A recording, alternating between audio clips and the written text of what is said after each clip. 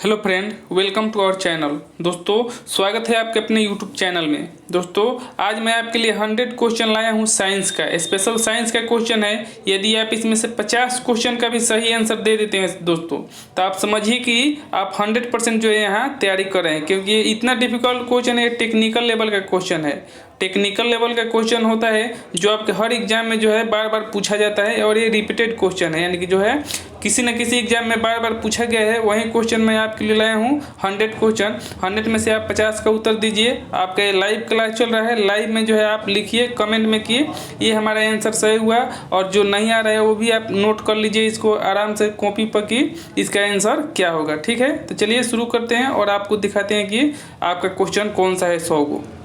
तो दोस्तों, first question जो है आपको पूछा है, तारों व सूर्य की ऊर्जा का स्रोत है। तारों एवं सूर्य में ऊर्जा का स्रोत कौन सा होता है?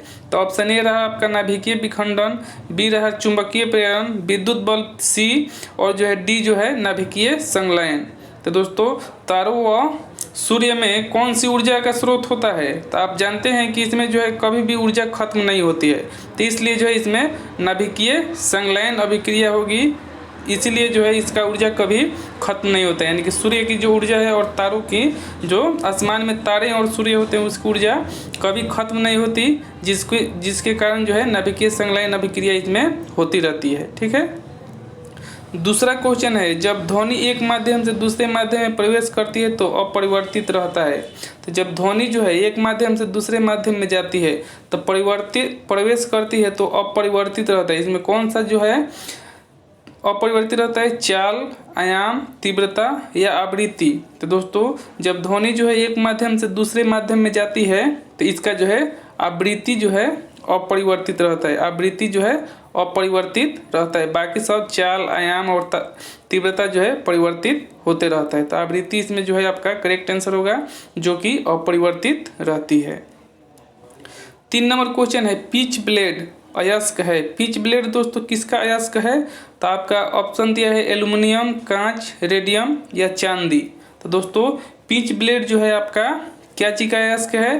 तो आप जानते हैं कि रेडियम का जो है पिच ब्लेड अयस्क होता है। तो पिच ब्लेड आपका रेडियम का अयस्क होता है। ठीक है। चौथा नंबर पूछा है, जंपिंग जीन के सिद्धांत का प्रतिपादन किसने किया था? दोस्तों, जंपिंग जीन के सिद्धांत का प्रतिपादन किसने किया था? तो जंपिंग जीन का सिद्धांत का प्रतिपादन देखिए, आपका ऑप्शन रहा ब्रा मैकलिंटन या मेंडल ने या वाटसन और क्रिक ने या टॉमसन हंट मार्गर ने। तो दोस्तों, जंपिंग जीन का जो है सिद्धांत का प्रतिपादन किसने किया था? तो आपका जो आंसर हो जाएगा ब्रा मैकलिंटन ने। ब्रा मैकलिंटन, यानी कि ऑप्शन ये आपका करेक्ट होगा। ब्रा मैकलिंटन ने जो है जंपिंग जीन का आविष्कार किया था। आप देखिए 4 में से कितना बनाए, ये चीज़ भी आप देखते रहिए। लाइगेस एंजाइम का कार्य क्या है? जो होता है दोस्तों, लाइगेस एक एंजाइम होता है, इसका कार्य क्या होता है? तो डीएनए विकृतीकरण या डीएनए के टुकड़ों को जोड़ना या डीएनए के छोटे छोटे टुकड़ों को जोड़ना, या इनमें से कोई नहीं। तो दोस्तों, लाइगेस एंजाइम का जो है कार्य क्या होता है आपके लिए? तो आप देखिए अपने से, और इसका आंसर जो होगा लाइगेस एंजाइम का कार्य क्या होता है? तो दोस्तों, इसका एंजाइम होता है डीएनए के टुकड़े को जोड़ना होता है। इसमें क्या होता है? डीएनए के टुकड़े को जो है जोड़ते रहता है लाइगेस एंजाइम। ठीक है। डीएनए के टुकड़े को जोड़ना लाइगेस एंजाइम का काम होता है।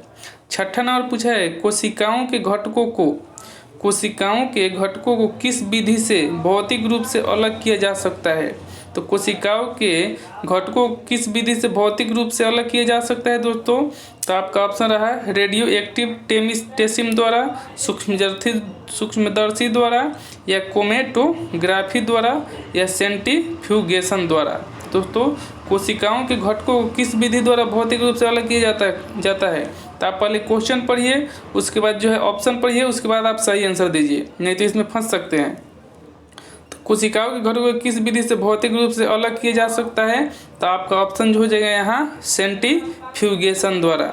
ऑप्शन डी जो है सेंट्रीफ्यूगेशन द्वारा जो है अलग किया जा सकता है।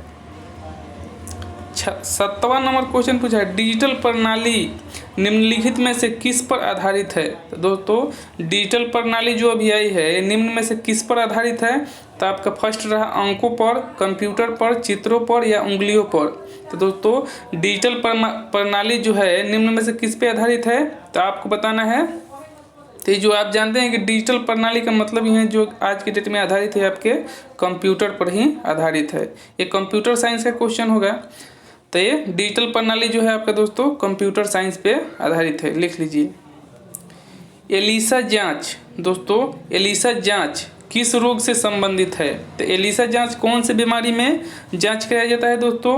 तो आपका रहा कैंसर, टीबी, एड्स, हृदय घात। तो दोस्तों आपका एलिसा जांच जो है किस रोग से संबंधित है, जल्दी बताइए आप। इसके ये जो है कौन से रोग होने पर इसका जांच कराया जाता है एलिसा का? तो दोस्तों आपका आंसर हो जाएगा एड्स। दोस्तों तो यहाँ आपका जो है एलिसा जांच क्या हो जाएगा? एड्स से हो जाएगा। ठीक है, चलिए नेक्स्ट क्वेश्चन देखते हैं 9 नंबर। सामान्य स्वस्थ मनुष्यों में हृदय 1 मिनट में कितनी बार धड़कता है? तो दोस्तों आप बताइए सामान्य स्वस्थ मनुष्य में हृदय 1 मिनट में कितनी बार धड़कता है? यानी कि जो स्वस्थ मनुष्य होता है उसका हृदय 1 मिनट में कितनी बार धड़कता है? तो ऑप्शन ए जो है 72, बी जो है 82, सी 92 और डी जो है आपका 102। तो दोस्तों ये हम मानते हैं कि 90% बच्चों को पता होगा कि एक स्वस्थ मनुष्य का हृदय जो है आपका 72 बार धड़कता है 1 मिनट में। ठीक है, 10 नंबर क्वेश्चन देखिए। 1 ग्राम वसा देता है, 1 ग्राम वसा कौन देता है, यानी कितना देता है दोस्तों? तो 1 ग्राम वसा कितना देता है आपका? देखिए ऑप्शन रहा 30 कैलोरी ऊर्जा या 27 केजे ऊर्जा या 9 कैलोरी ऊर्जा या 40 mJ ऊर्जा। तो दोस्तों 1 ग्राम वसा आपको क्या देता है? तो आप बताइए। और देखिए ये बहुत ही डिफिकल्ट क्वेश्चन है। तो यहाँ 1 ग्राम वसा जो है आपको दोस्तों आंसर हो जाएगा आपका 9 कैलोरी ऊर्जा देता है। 1 ग्राम वसा जो है आपके 9 कैलोरी ऊर्जा देता है। नेक्स्ट रहा 11 नंबर। जल की शुद्धिकरण में कौन सा रसायन प्रयुक्त होता है? तो आपका फर्स्ट ऑप्शन है potassium sulphate, magnesium permanganate, sulphuric अम्ल या एसिटिक अम्ल। तो दोस्तों जल को शुद्ध करने के लिए कौन सा रसायन प्रयुक्त करते हैं? तो जल को शुद्ध करने के लिए दोस्तों आप बताइए। दोस्तों आपको यहाँ बता दिया जाए कि जल को शुद्धिकरण में जो है रसायन प्रयुक्त होने वाला है पोटेशियम परमैंगनेट। पोटेशियम परमैंगनेट यानी कि जो है आपका ऑप्शन बी यहाँ करेक्ट रहेगा। पोटेशियम परमैंगनेट से ही जल को शुद्ध किया जाता है, यानी कि साफ रखा जाता है। भ्रूण यानी कि भ्रूण का मतलब गर्भ। गर्भ को भोजन किस माध्यम से प्राप्त होता है? यानी कि जब गर्भ में बच्चे होते हैं तो उसका जो है भोजन किस माध्यम से प्राप्त होता है? तो यहाँ क्या पूछा है, माता की धमनियों से या गर्भाशय से या गर्भनाल से या एमनियोटिक सेक्स द्वारा, एमनियोटिक सेक्स द्वारा।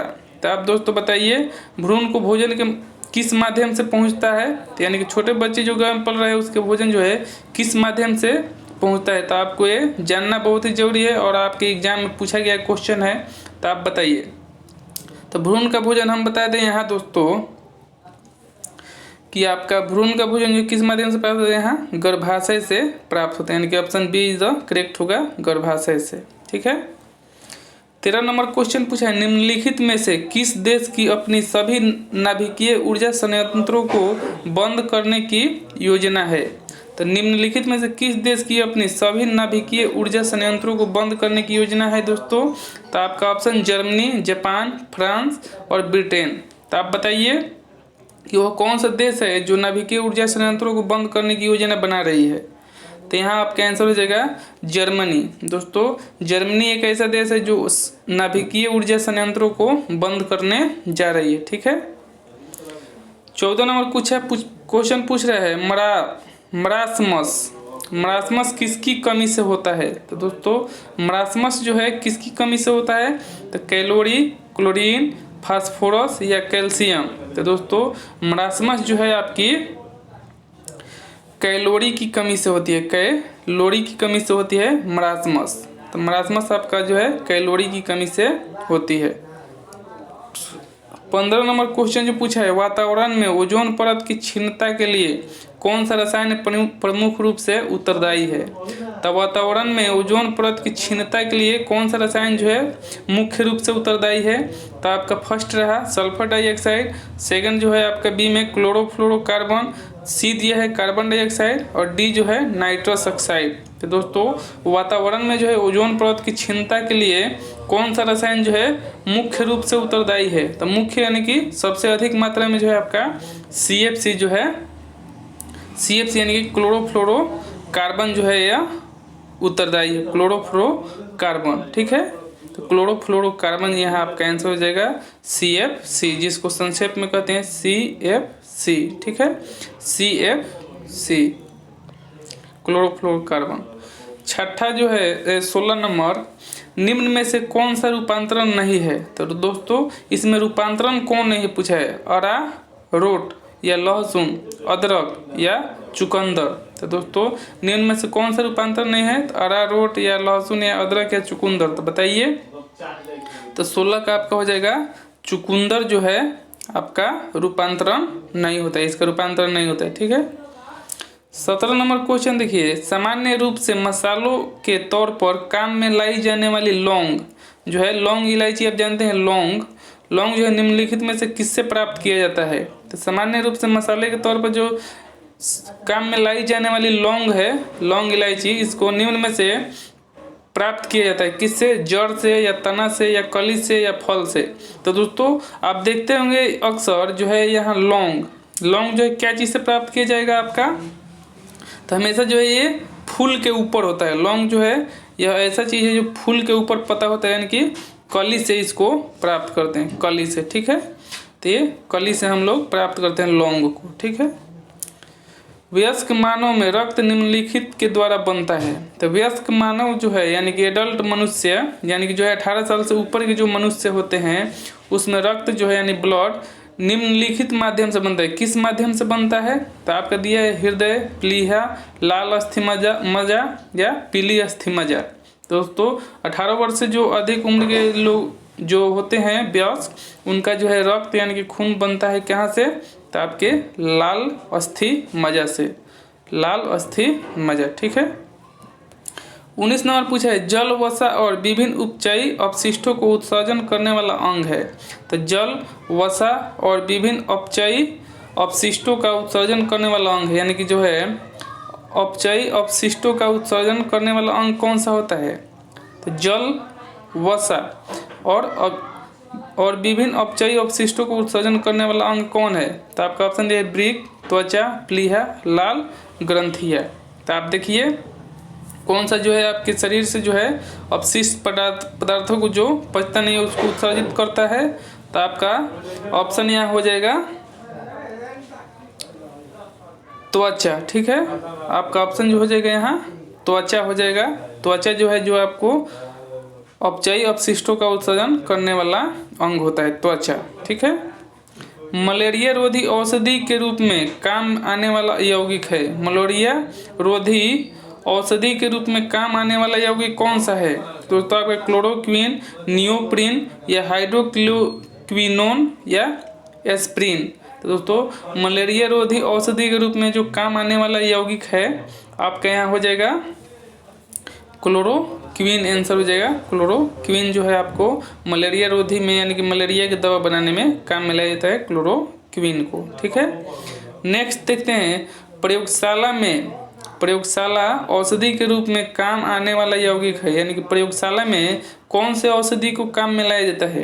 तो आपका ऑप्शन है फर्स्ट यूरिया, एस्टिकम, मेथेन या इथिलीन। तो दोस्तों प्रयोगशाला में जो आपका काम आने वाला यौगिक है, आप जानते हैं कि लेबोरेटरी में किसको उपयोग ज़्यादा दिया जाता है। तो आपका यूरिया जो है यहाँ करेक्ट आंसर हो जाएगा, यूरिया को काम में लाते हैं प्रयोगशाला औषधि के रूप में। ठीक है, तो प्रयोगशाला औषधि के रूप में आपका यूरिया का काम आता है। 22 नंबर पूछा है, निम्नलिखित में से कौन मिश्र धातु नहीं है।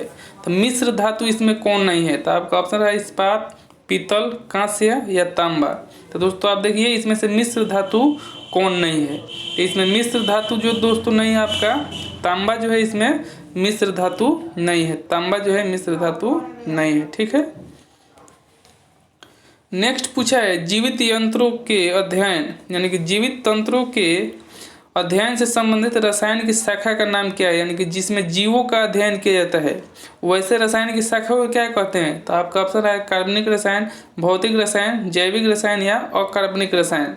दोस्तों जिसमें जीवों का अध्ययन किया जाता है उस विज्ञान की शाखा को, उस रसायन विज्ञान की शाखा को क्या कहते हैं, तो आपको बताना है। तो दोस्तों यह जीवित तंत्रों के अध्ययन से संबंधित रसायन की शाखा को जो है हम लोग जैविक रसायन कहते हैं, जैविक रसायन, ठीक है, जैविक रसायन कहते हैं। 24 नंबर पूछा है प्रतिध्वनि के उत्पन्न होने का कारण है। तो प्रतिध्वनि के उत्पन्न होने का कारण क्या है, तो आपका ऑप्शन है ध्वनि का परिवर्तन, ध्वनि का अपवर्तन, ध्वनि का विवर्तन या ध्वनि का ध्रुवण। तो दोस्तों प्रतिध्वनि के उत्पन्न होने के कारण जो है आपका यहाँ आंसर क्या होगा बताइए। तो प्रतिध्वनि के उत्पन्न होने के कारण तो आप जानते हैं यह बहुत ईजी है, ध्वनि का जो है परिवर्तन। जब ध्वनि एक माध्यम से दूसरे माध्यम से टकराती है तो क्या होती है, प्रतिध्वनि उत्पन्न करती है, यानी कि इको पैदा करती है, उसे प्रतिध्वनि कहते हैं, ठीक है। तो प्रतिध्वनि किस कब पैदा होती है, जब ध्वनि का परिवर्तन होता है तो प्रतिध्वनि पैदा करती है। कौन सा युक्ति विद्युत ऊर्जा को यांत्रिक ऊर्जा में परिवर्तित करती है। तो कौन सा युक्ति जो है विद्युत ऊर्जा को यांत्रिक ऊर्जा में परिवर्तित करती है, तो आपका देखिए ऑप्शन है डायनेमो, ट्रांसफार्मर, विद्युत मोटर या प्रेरक। तो दोस्तों आप बताइए 25 नंबर का आंसर कि विद्युत ऊर्जा को जो यांत्रिक ऊर्जा में कौन परिवर्तित करता है। तो विद्युत ऊर्जा को यांत्रिक ऊर्जा में परिवर्तित करने वाला जो है आपका विद्युत मोटर होता है। यहाँ विद्युत मोटर आपका करेक्ट आंसर हो जाएगा, जो विद्युत ऊर्जा को यांत्रिक ऊर्जा में परिवर्तित करता है। तो दोस्तों देख रहे हैं कि बहुत ही लंबा वीडियो हो रहा है और यहाँ शोर शराबा भी चल रहा है दोस्तों। तो चलिए मैं नेक्स्ट पार्ट इसका ला रहा हूँ जिसमें जो है आपका 75 क्वेश्चन उसमें मैं करा दूंगा, क्योंकि अभी जो है हल्ला गुल्ला ज़्यादा हो रहा है और इसमें जो है ठीक वीडियो आपका साफ सुनाई नहीं देगा, जिसके कारण जो है ट्रबल पैदा होगा। दोस्तों हम नेक्स्ट शांति माहौल देख करके जो है आपका 75 क्वेश्चन यहाँ करा देंगे और आपको दिखाना है कि भाई आप कितना आप बना रहे हैं। तो दोस्तों आप 25 में भी कितना क्वेश्चन बना लिए हैं, तो प्लीज़ अभी आप हमें कमेंट में बताइए कि हमने इतना क्वेश्चन बना लिया। उसके बाद मैं आपको बताऊंगा कि आपका तैयारी कैसे चल रहा है। तो दोस्तों चलिए फिर मिलते हैं नेक्स्ट इसका पार्ट लेकर के। थैंक यू, जय हिंद।